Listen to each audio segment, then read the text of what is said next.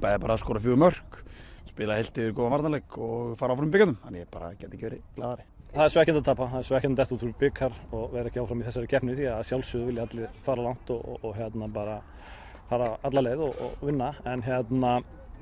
að sjálfsögðu erum við svekkt með það, en ég er eiginlega mjög mörgu leyti mjög ánægður með frammistöðu Þór í leiknum í dag. Mér fannst við í rauninni vera betra lið nær allan leikinn, en auðvitað eru úrslitin ekki sem að bakka það endilega upp.